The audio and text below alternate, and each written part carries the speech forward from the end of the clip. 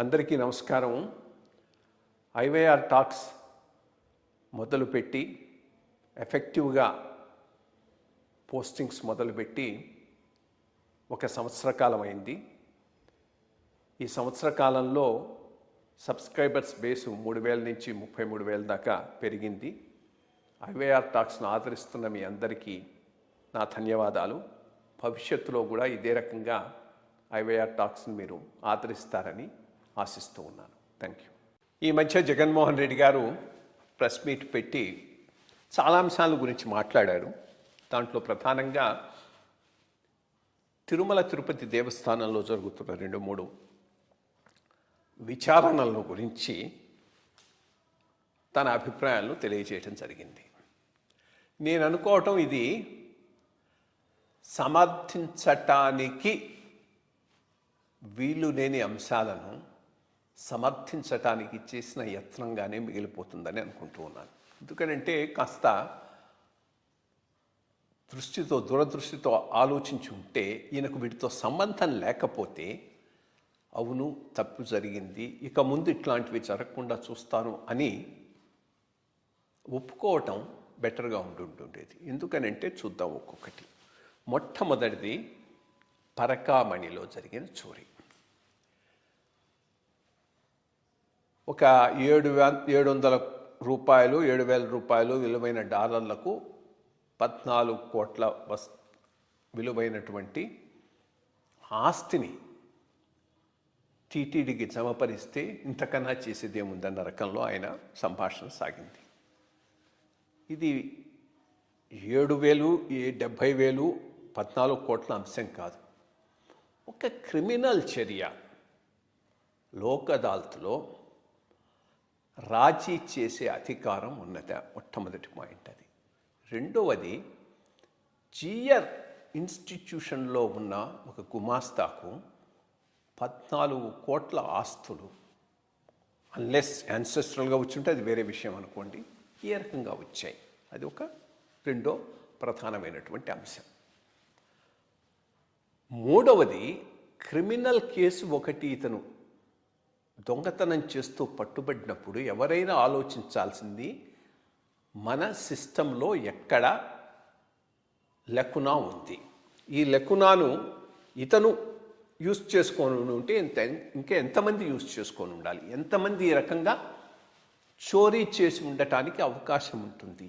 ఈ ధోరణిలో ఆ దర్యాప్తు జరిగి ఉండాల్సింది. పూర్తిగా క్రిమినల్ ఇన్వెస్టిగేషన్ జరిగి ఎంత మొత్తంలో ఇన్స్టిట్యూషన్కు దీనివల్ల లాస్ అయింది అనేది తేల్చాల్సినటువంటి అవసరం ఉంది. ఇది కేవలం రవికుమార్ విషయమే కాదు, ఓవరాల్గా ఆ ప్రాసెస్లో ఉన్న ప్రాబ్లమును దానిని సరిచేయటం, ప్రాసెస్లో ఉన్న ప్రాబ్లమును ఎంతమంది ఎంతకాలం దీనిని ఉపయోగించుకొని లబ్ధి పొందారు అనేది నిర్ధారణ చేయటం.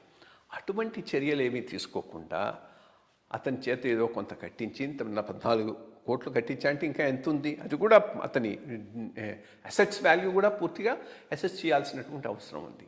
ఈ అంశాలను వదిలేసి ఇదే చాలా గొప్పతనం చేశామన్న రకంలో చెప్పడం అనేటటువంటిది ప్రజలు నమ్మే పరిస్థితిలో లేరు. ఇది సరైనటువంటి విధానం కాదు.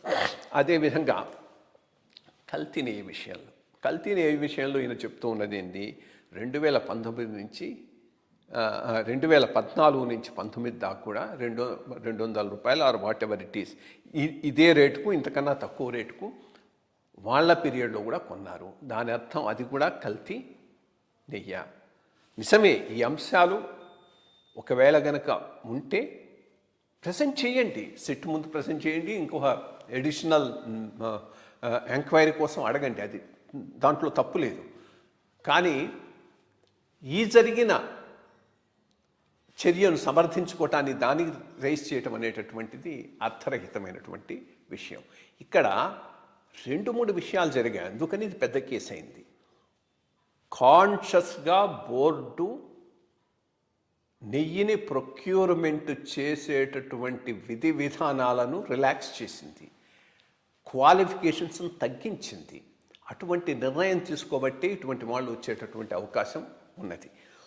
స్ట్రింజెంట్ క్వాలిఫికేషన్స్ పెట్టి స్ట్రింజెంట్ చెక్కింగ్లు పెట్టి ఇంకా అప్పటికి కూడా 1-2 ఎక్కడైనా జరగవచ్చు, దానికి ఎక్కడైనా జరగవచ్చు, జరిగి ఉండి ఉంటే అది వేరే విషయం, అప్పుడు వేరే రకంగా ఉండి మీరు ఈ ప్రభుత్వం వచ్చిన తర్వాత మీరున్నప్పుడు బోర్డులో ఉన్నటువంటి ఆ క్వాలిఫికేషన్స్ తగ్గించిన తర్వాత ఇది జరిగింది కాబట్టి దీనికి ఎవరైనా కానీ లింక్ చేస్తారు. సో దానిని ఆ రకంలో సమర్థించుకోవడానికి ఆయన చేసినటువంటి యత్నం కూడా రెండు రకాల సమర్థనీయము కాదు, రాజకీయంగా కూడా ఆయనకు కలిసి రాదు. ఈ రెండు కూడా కలిసి వచ్చేటువంటి అంశాలు కాదు. ఇన్ఫ్యాక్ట్ తెలుగుదేశం ప్రభుత్వంలో చాలా ఆలోచించే ఈ అంశాలను ప్రధానమైన అంశాలుగా తీసుకొని ఎంక్వైరీ చేస్తున్నారని అవగాహన అవుతూ ఉన్నది. ప్రధానంగా హిందూ ఇన్స్టిట్యూషన్స్ విషయంలో ఈ ప్రభుత్వం చాలా రెక్లెస్గా వ్యవహరించింది అనేది ప్రూవ్ చేయడం కోసంగా, సో దట్ కొంత కన్సాలిడేషన్ వస్తుందని దీని వెనక రాజకీయమైన ఉద్దేశం అయితే తప్పకుండా ఉంది. బట్ దానికి అవకాశం ఇచ్చింది ఆయన కింద పనిచేసినటువంటి ఆయన ముఖ్యులు. ఎందుకంటే చాలా ముఖ్యులైన వాళ్ళని టీటీడీలో ఆయన పెట్టుకోవడం జరిగింది. అఫ్కోర్స్ ఇంకొక ప్రధానమైన అంశాన్ని ఎత్తి చూపెట్టాడు. అది ఆ రోజు కూడా నేను చెప్పాను. ఆ రోజు తెలుగుదేశం ప్రభుత్వం తరఫున వకాలత పుచ్చుకున్నటువంటి ఎల్లో మీడియా, ఎల్లో యూట్యూబర్స్ పెద్ద ఎత్తున ప్రచారం చేసింది యానిమల్ ఫ్యాట్ కలిసింది అని. ఆ రోజే నేను నా వీడియోలో ఈ ఐవైఆర్ టాక్స్లో చెప్పాను. ఎంత దరిద్రం ఉన్నా కానీ అంత దరిద్రం ఉండకపోవచ్చు, అది నిజం కాకపోవచ్చు అనేది. దానికి రియాక్ట్ అవుతూ కొంతమంది ఉన్మాదులు ఉంటారే, వాళ్ళు ఏవేవో మాట్లాడారు. బట్ ఆ పైన హైకోర్టు కూడా, సుప్రీంకోర్టు కూడా నేను అన్న మాటే అన్నది. దానికి అవకాశం ఈ రోజు కూడా కల్తీ అంటున్నారు, పామాయిల్ కల్తీ, కెర్నల్ కల్తీ అన్నారు, కానీ ఎక్కడ కూడా అంశం రాలేదు. అది ఎట్లా ఆ అభియోగం మా మీద వేసేది మాత్రం తప్పకుండా అడిగాడు. అది అడగాల్సినటువంటి విషయం. సో ఈ రెండు మిగిలిన ఇష్యూస్లో మాత్రం ఆయన ప్రెస్ కాన్ఫరెన్స్లో సమర్థించుకోవటానికి చేసిన ప్రయత్నం సరిగాను లేదు, రాజకీయంగాను కలిసి రాదు.